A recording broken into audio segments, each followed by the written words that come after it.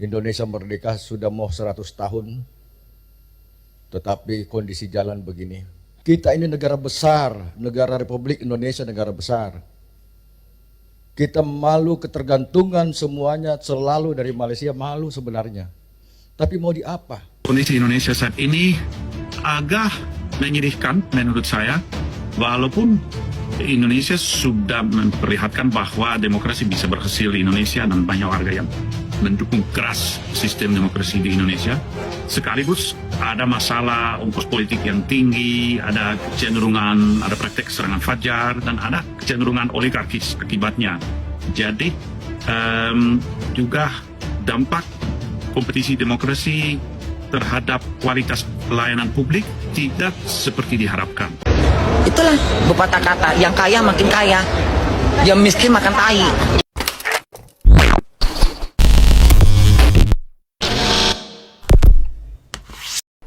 Hai, halo geng, assalamualaikum warahmatullahi wabarakatuh. Berjumpa kembali dengan saya Zainal Story. Sebelum video ini saya mulai, gimana kabarnya kalian semua? Semoga semua yang menonton video ini baik-baik saja, dimurahkan rezekinya, selalu berpikiran yang positif dan dijauhkan dari mara bahaya oleh Tuhan Yang Maha Esa. Indonesia merdeka sejak tahun 1945. Saat ini sudah 2025. Sudah 80 tahun kita merdeka. Sepatutnya kita dah menikmati kesejahteraan dan kemakmuran hasil dari penjajah karena kita dah merdeka. Kalau kita bandingkan dengan negara jiran kita, Malaysia, itu jauh ketinggalan, geng. Malaysia baru berapa tahun aja merdeka. Dibandingkan dengan kemerdekaan Indonesia, dah lebih dahulu Indonesia. Tapi faktanya, negara Malaysia itu rakyatnya sungguh sangat makmur. Dan SDM-nya juga tinggi karena dari segi pendidikan semuanya itu sudah dikelola dengan baik. Tapi apa yang terjadi di negara kita, geng? Baru-baru ini saya dikirimkan link dari netizen Malaysia. Ini sebuah kepedulian orang Malaysia terhadap Indonesia. Saya dikasih link dan takjubnya itu kenyataan pahit. Masyarakat Kalimantan Utara harus bergantung pada Malaysia. Tadi saya tengok cuplikan sedikit, geng. Di situ adalah DPR, Dewan Perwakilan Rakyat Kalimantan Utara mengatakan malu. Malu beliau kalau selalu mendapat bantuan dari Malaysia. Bahkan beliau juga mengatakan pernah makan nasi basi di tengah hutan. Merdeka dah 80 tahun masih makan nasi basi. Dan kemarin itu rame yang berkoar-koar, Malaysia minta bantuan ke Indonesia untuk mengirimkan beras. Malaysia krisis beras dan minta ataupun mencontoh pendidikan Indonesia. Apakah ini nggak kebalik? Oke, kita tengok dulu isi videonya tersebut. Suasana di kawasan perbatasan Indonesia merdeka sudah mau 100 tahun. Oke. Tetapi kondisi jalan begini, Bapak Pimpinan. Saya pernah 60 kilo itu 6 jam. Jakarta Bogor di sini kita tidak sampai 1 jam. Tetapi di sana itu 60 kilo itu 6 jam. Terakhir tahun 2023 saya lewat darat, Pimpinan, dari Malino ke Krayan, Induk, saya tempuh 3 hari 2 malam. Kami menginap di pinggir jalan yang mobil kami itu diderek dengan bulldozer atau ekskavator. Kalau suasana hujan dan sekarang ini kondisi jembatan banyak sekali yang putus. Masyarakat secara swadaya membangun menggunakan batang-batang kayu. Nah kalau tidak begini, itu mereka tidak mendapat pasokan sembako. Dan kami dari pemerintah Provinsi Kalimantan Utara sudah berupaya memberikan subsidi angkutan orang dan barang kepada masyarakat kami yang ada di perbatasan. Setiap tahun kami anggarkan 15 miliar. Wow. Tapi mungkin tahun ini akan menyusut dengan adanya efisiensi. seperti di pembangunan perbatasan PLBN di Long Nawang itu menggunakan material, terus terang menggunakan material dari Malaysia. Wah. Di Krayan kalau pimpinan ke sana mungkin dari bersama anggota Komisi 2 misalnya ke Krayan, Pak Deddy Storsio sudah tahu. Di sana mobil itu tidak ada plat Indonesia. Semua berplat Malaysia. Wow. Mobil R4. Makanya kemarin izin pimpinan kami menghadap Dirjen Periman Keuangan, mudah-mudahan kami juga bisa menghadap bea cukai. Ini mobil kan sudah dibeli oleh masyarakat. Bagaimana nanti statusnya manakala akses darat tembus? Kita mau diberlakukan seperti Batam. Dia hanya berlaku di wilayah Batam dengan plat khusus. Wilayah Sabang, Pulau Sabang juga demikian. Kendaraan dari luar tapi tidak boleh dibawa keluar dari pulau itu. Nah, untuk Krayan itu bisa saya sampaikan satu sak semen mungkin sama dengan saudara kami di Papua. Satu sak semen itu harganya 900.000 satu sak. Oke. Ada dua wilayah kami, ada beberapa wilayah memang akses darat yang belum tembus pimpinan. Semua menggunakan moda transportasi udara ataupun lewat sungai yang arum jeram. Arum jeram kami sudah lalui semua pimpinan sampai batas-batas perbatasan. Karena ingin saya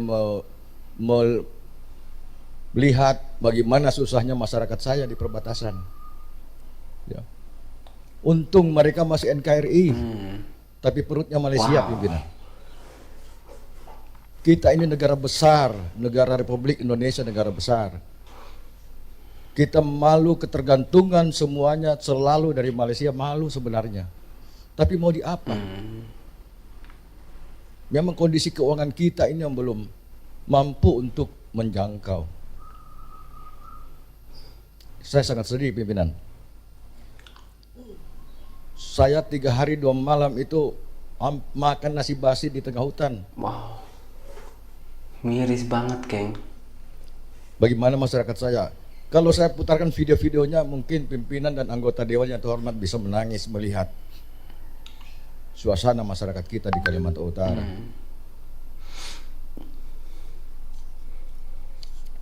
Coba lanjut lagi gambarnya. Ya ini salah satu di Sungai Boh, Long Bangun. Ini yang tadi malam kami bicara diskusi dengan Gubernur Kalimantan Timur.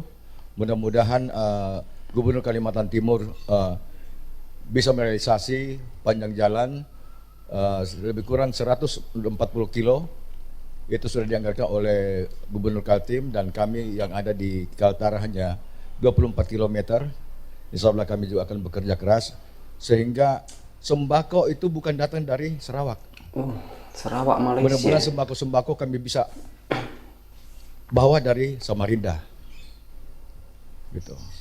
Kami sudah diskusi dengan pejabat-pejabat di Kalimantan Timur malam lalu, tadi malam persisnya malam Minggu. Walaupun libur apa kami tetap bekerja untuk masyarakat. Dan salah satu kesulitan masyarakat juga di sana yang katanya BBM satu harga. Ya kalau Krayan itu masih ada BBM satu harga, tetapi di Apokayan itu BBM luar biasa harganya. Gas melon tidak akan kita temukan di sana pimpinan. Makanya kalau akses darat ini sudah bisa terkoneksi, walaupun tidak halus, tidak licin, tidak aspal, yang penting fungsional, bisa dilewati kendaraan roda 4, saya yakin masyarakat kami luar biasa, sembah sujud langsung mereka ini. Menteri Dalam Negerinya Indonesia ataupun gubernur yang barusan kita tengok tersebut, itu bukan berarti tak suka dengan Indonesia. Bukan berarti benci dengan Indonesia, tapi dia orang itu beliau sebagai pemimpin yang sepatutnya boleh meratakan kemakmuran rakyatnya, ya seperti di kota-kota maju di Indonesia, macam di Jawa, lepas itu di Jakarta, infrastruktur itu bagus, bahan pangan itu mudah didapat dan lain-lainnya, BBM harganya sama merata. Tapi ini nggak terjadi di Kalimantan Utara, geng. Ini dulu pernah terjadi juga di kepemimpinan Joko Widodo di Papua. Dulu juga terjadi macam ini. Tapi dengan adanya video-video yang viral, lalu ditengok oleh pemimpin kita, lalu pemimpin turun tangan untuk meratakan kemajuan-kemajuan di Papua. Kini terjadi lagi di Kalimantan Utara, geng. Beliau itu menangis, merasa malu. Sudah dekat 100 tahun Indonesia merdeka, tapi isi perutnya itu masih dari Malaysia. Yang Malaysia itu sering dikecam, sering dihina, sering direndahkan oleh orang-orang Indonesia ataupun segelintir netizen-netizen Indonesia. Tapi faktanya Malaysia tetap bantu ekonomi dan kendaraan dari Malaysia ke Kalimantan Utara tersebut untuk membangun. Ini sebuah kepedulian, geng. Bukan soal mana lebih maju dan mana lebih baik, mana lebih buruk. Bukan. Ini soal kepedulian.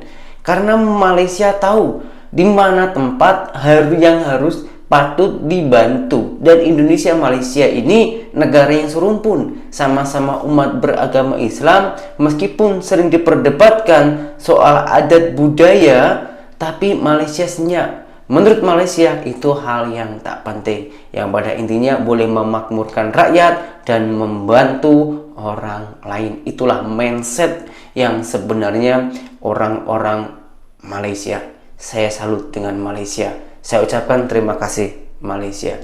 Nah, di video yang berikutnya ini ada Mat Saleh, geng. Mat Saleh pergi ke Indonesia awalnya itu shock, tapi setelah lama di Indonesia dia orang memberikan fakta-fakta yang sesungguhnya. Yang takjubnya ini miris, WNA ini bilang kondisi Indonesia saat ini sangat menyedihkan. Kita tengok dulu isi videonya.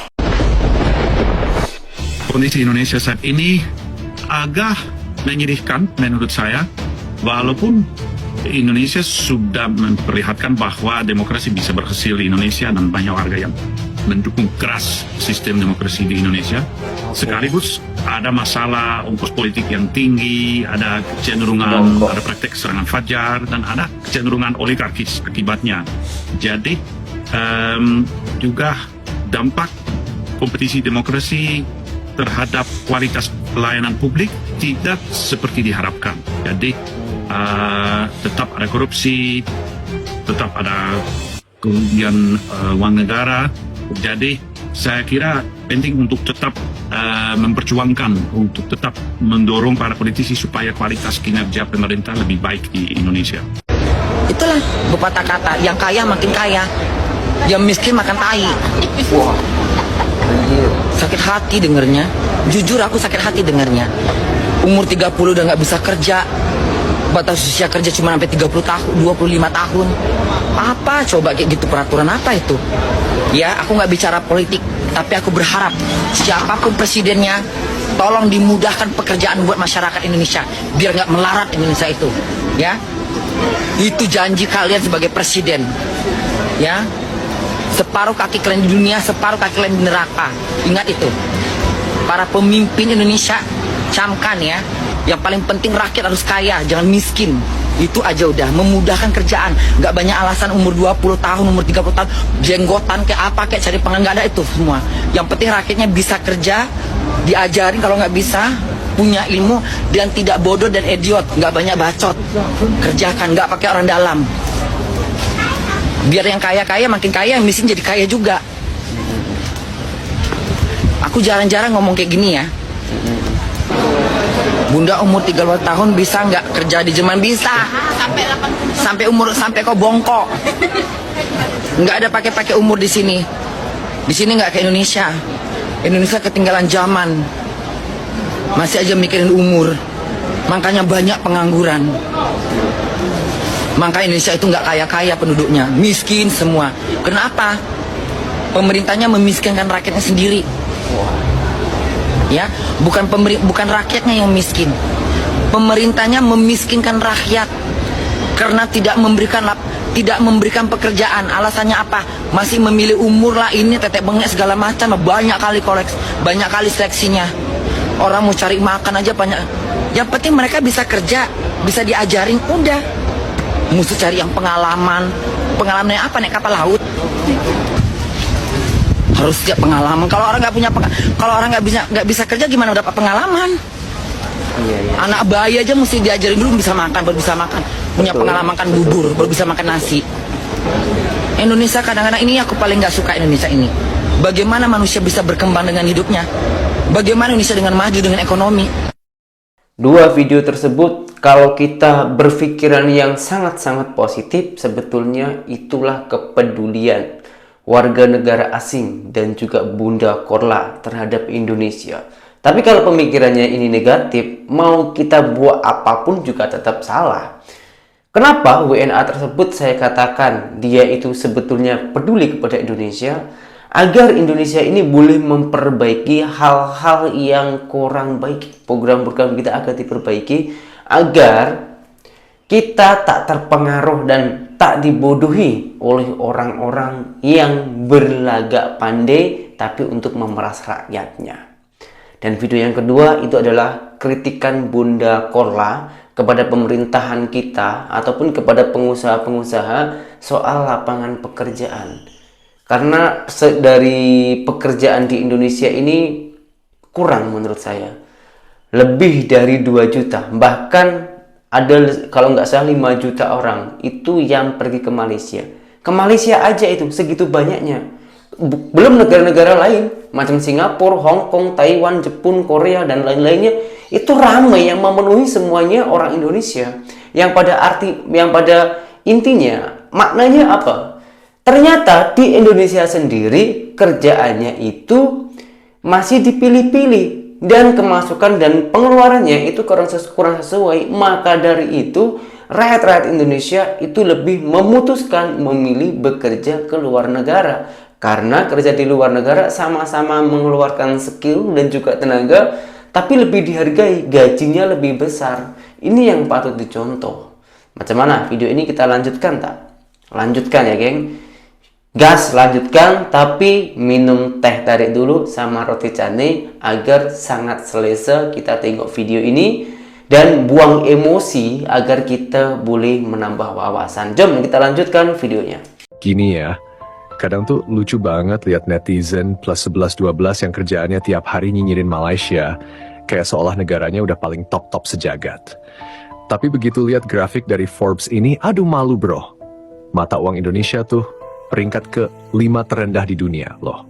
Sekali lagi ya, ke-5 terendah. Gak usah sok jago lah nyinyirin ringgit, padahal rupiah aja baru kuat 16.850 buat dapetin $1 Amerika.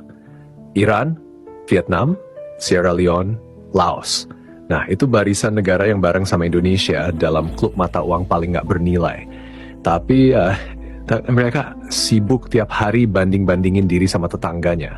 Malaysia tuh biar gimana pun ekonominya stabil, infrastruktur rapi, dan rakyatnya nggak pusing tukar 25.000 dong buat $1 kayak Vietnam. Atau kayak Indonesia yang mesti ngumpulin 16.000 lebih.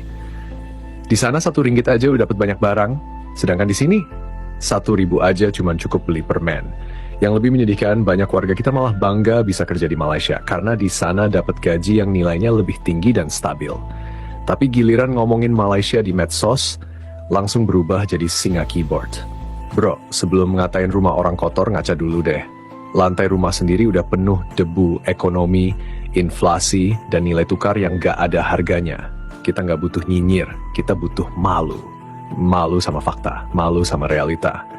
Kalau masih ngotot ngejelek-jelekin Malaysia, coba lihat dompet dulu isinya rupiah apa. Lanjut ya. Dan yang paling ironis tuh, mereka yang paling kencang nyinyirin Malaysia justru ngirim anaknya sekolah di sana.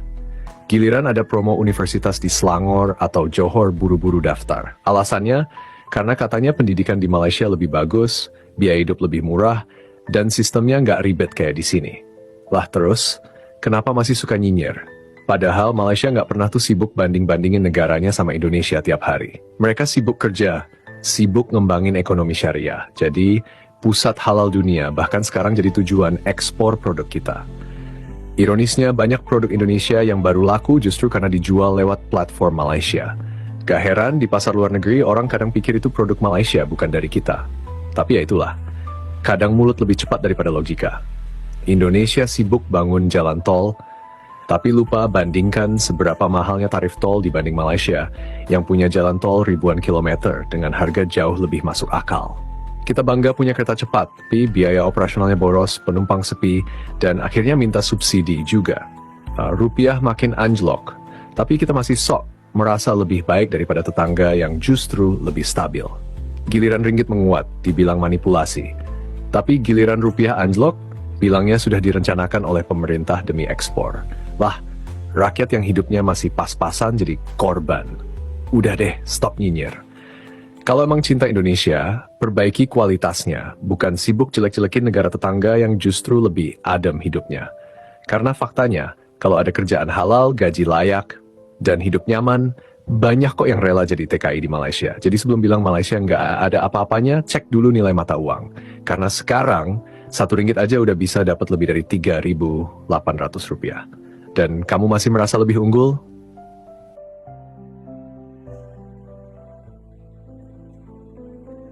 Oke, lanjut. Dan jangan salah ya, bukan cuma soal duit atau nilai tukar aja. Dari segi layanan publik juga jauh banget bedanya. Di Malaysia, pergi ke rumah sakit negeri itu bisa gratis atau bayar murah banget. Ada subsidi jelas, sistemnya rapi, ngantrinya juga nggak kayak arisan emak-emak. Sementara di sini, mau ke rumah sakit aja, siapin dulu duit buat administrasi, buat obat, buat parkir, bahkan kadang buat sarung tangan medis dokter juga pasien yang bayarin. Terus bilang kita lebih baik, ngomongin transportasi umum, Malaysia udah punya MRT, LRT, KTM, semuanya terintegrasi dan nyaman. Di Jakarta baru bisa bangga MRT satu jalur, tapi tiketnya mahal, jalurnya terbatas, dan ya, macetnya tetap nggak sembuh-sembuh. Ironisnya, warga kita yang kerja di Malaysia malah tiap hari naik MRT sambil update story. Malaysia emang beda, tapi giliran balik kampung langsung ikutan nyinyir di warung kopi. Malaysia mah biasa aja. Gak heran kalau makin banyak orang Indonesia yang pengen hijrah, bukan ke Eropa, bukan ke Amerika, tapi ke Malaysia. Karena secara realita di sana hidup lebih secure, lebih teratur, dan lebih manusiawi. Bahkan buruh kasar kita pun bisa kirim duit puluhan juta setiap tahun ke kampung halaman. Bukti bahwa ekonomi mereka jauh lebih bersahabat. Tapi ya, di dunia medsos kita tetap jago. Jago nyinyir, jago ngebandingin tanpa data, jago merasa hebat padahal hidup makin berat. Pakai rasa nasionalis palsu. Tapi nggak sadar kalau nasionalisme sejati itu bukan nyinyirin negara lain, tapi ngakuin kelemahan sendiri dan kerja buat memperbaikinya. Jadi bro, sebelum ngata-ngatain Malaysia lagi, tanya dulu ke diri sendiri. Kalau disuruh pilih tinggal di sana atau di sini, dengan gaji dan harga yang sama, mau pilih yang mana? Jawabannya, ya kita semua udah tahu.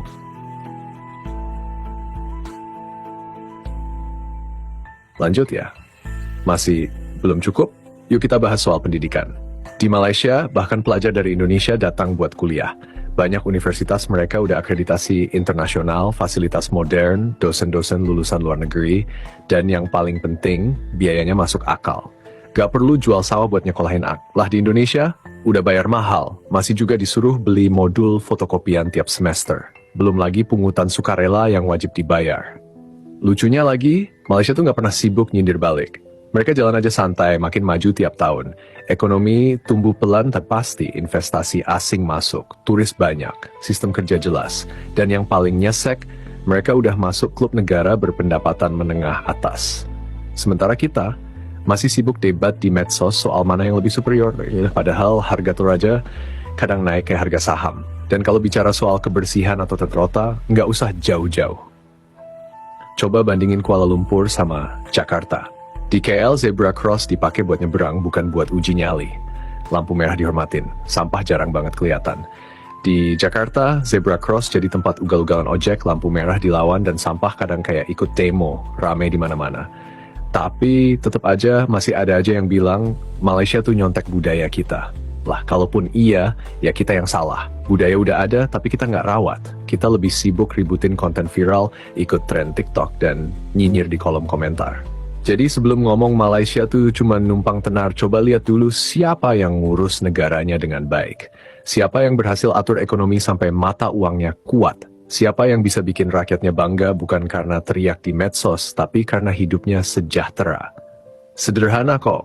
Yang hebat bukan yang paling keras teriak, tapi yang tenang tapi terus maju. Dan sayangnya, itu bukan kita. Oke, gas lagi. Sekarang kita bahas soal pariwisata. Nih ya, Malaysia tiap tahun tuh bisa narik lebih dari 20 juta turis mancanegara. Mereka datang bukan cuma ke Kuala Lumpur, tapi juga ke Penang, Langkawi, Sabah, Sarawak, semua tertata, promosi jalan, transportasi mudah, dan yang paling penting aman. Sementara Indonesia, potensi alam kita nggak main-main. Ada Bali, Lombok, Labuan Bajo, Raja Ampat, Borobudur, yang bahkan masuk warisan dunia. Tapi kenapa turis lebih banyak ke Malaysia? Karena sistem kita amburadul, bandara ribet, pungli di mana-mana, dan kadang turis dipalak supir taksi. Layanan publik belum konsisten. Bahkan kadang turis asing diperlakukan kayak mesin ATM berjalan. Dan ironisnya, netizen plus 11-12 ini masih semangat nyinyir Malaysia itu nggak punya budaya, semua nyontek dari Indonesia. Lah, kalau emang kita yang punya, kenapa mereka yang daftarin dulu ke UNESCO? Kenapa kita yang ribut di Twitter, mereka yang dapat pengakuan dunia? Kita ini kaya potensi, kaya budaya, kaya sumber daya. Tapi sayangnya kita miskin manajemen, miskin strategi, dan yang paling parah, miskin kesadaran diri. Kita lebih sibuk jaga gengsi daripada jaga prestasi. Tiap kali ada yang muji Malaysia, pasti muncul komen nyinyir, itu kan kecil negaranya, gampang ngurusnya. Bro, Singapura lebih kecil lagi, tapi ekonominya udah level global. Jadi ukuran bukan masalah. Yang jadi masalah itu mental dan pola pikir. Sampai kapan kita terus sibuk ngebandingin diri, tapi nggak pernah introspeksi? Sampai kapan kita bangga sama masa lalu, tapi masa depannya kita lepasin begitu aja? Malaysia nggak pernah klaim lebih hebat dari Indonesia. Mereka cuma kerja.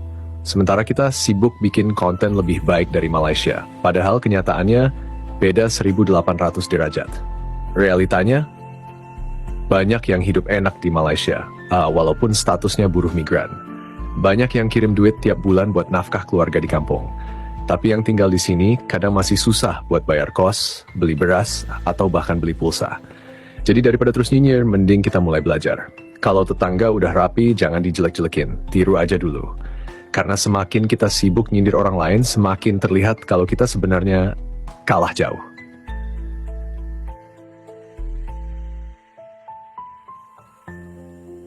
Kita gaspol lagi ya. Coba deh pikir, kenapa sekarang banyak banget warga Indonesia yang buka usaha, nikah, bahkan ambil PR alias permanent resident di Malaysia? Karena mereka sadar, hidup di sana lebih tenang, gaji naik, harga barang masuk akal, birokrasi nggak ribet, dan yang paling penting, hidup nggak harus pakai drama sinetron setiap hari. Tapi yang di sini, jangankan mau buka usaha, mau urus KTP aja, bisa 3 kali bolak-balik. Mau daftar subsidi aja, mesti nunggu data masuk sistem. Lah, sistemnya masuk kemana? Ke lubang waktu? Dan giliran ada influencer atau public figure yang puji Malaysia dikit, langsung diserang. Gak nasionalis, pengkhianat bangsa. Padahal yang disebut cuma fakta. Fakta bahwa di Malaysia, pelayanan publik bisa bikin orang gak stres. Di sini, ke kantor pelayanan malah pulang bawa emosi. Kita itu negara besar, betul. Tapi kadang kelakuan kita lebih mirip bocil yang ngambek karena temennya lebih duluan sukses. Kita nyinyirin tol Malaysia karena panjangnya kalah dari kita. Tapi kita lupa, tol mereka nyaman, tarifnya murah, dan rakyat nggak harus pilih antara isi bensin atau bayar tol. Kita bilang makanan Malaysia kalah rasa, tapi tiap hari restoran Padang dan Jawa rame di KL. Lah siapa yang buka usaha? Ya, orang kita juga. Dan mereka survive, bahkan sukses, karena di sana sistem mendukung. Mereka nggak dipalak, nggak kena pungli, dan nggak ribet urus izin ini itu. Terus kita bilang, Malaysia tuh cuman kayak adik kecil kita. Lah kalau adik kecil udah lebih pinter ngatur rumah, lebih pintar atur duit, lebih rapi sekolahin anak, kita ini siapa? Kakak senior yang cuma bisa ceramah tapi hidupnya berantakan. Udahlah bro, jujur aja. Kita tuh bukan marah karena Malaysia lebih hebat. Kita marah karena mereka berhasil buktiin hal yang seharusnya bisa kita lakukan duluan. Dan sekarang, karena malu, kita malah nyinyirin. Padahal ya, nyinyir gak bikin rupiah menguat, gak bikin BBM turun, gak bikin tol lebih murah, gak bikin hidup lebih gampang. Jadi sebelum hina Malaysia lagi, tanya dulu ke ATMM, kapan terakhir kali kamu bikin aku bangga jadi warga sini? lanjut terus sampai panas ya. Dan satu hal lagi yang gak kalah nyesek, soal teknologi dan inovasi. Dulu kita sombong banget bilang Malaysia tuh cuman peniru. Tapi sekarang, startup mereka mulai dilirik regional. Mereka udah main di AI, green energy, bahkan fintechnya makin agresif. Sementara kita masih sibuk berantem soal siapa yang duluan punya budaya, siapa yang duluan punya rendang, siapa yang duluan nulis aksara. Kita terjebak di masa lalu, sedangkan Malaysia udah mikirin masa depan. Mereka push pendidikan STEM, mereka ekspor tenaga kerja berkualitas, dan universitas-universitas mereka mulai masuk ranking dunia. Kita masih ribut soal seragam sekolah dan pelajaran Pancasila. Yang penting terlihat nasionalis, walaupun isi kantong makin tragis. Dan jangan lupa, yang paling rajin hina Malaysia itu bukan yang hidup enak di kota besar. Tapi kadang mereka yang belum pernah sekalipun ke sana, modal nonton TikTok, baca hoax di grup WA, langsung koar-koar seolah tahu segalanya. Sementara saudara mereka sendiri yang kerja jadi buruh di Malaysia justru bisa bangun rumah di kampung, biayain adik sekolah dan beliin motor buat emak. Realita itu sakit bro.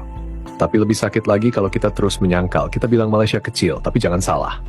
Mereka lebih gesit, lebih adaptif, lebih fokus. Kita bilang kita punya demokrasi. Tapi demokrasi macam apa kalau suara rakyat kalah sama oligarki? Kita bangga punya budaya. Tapi budaya itu bukan pajangan.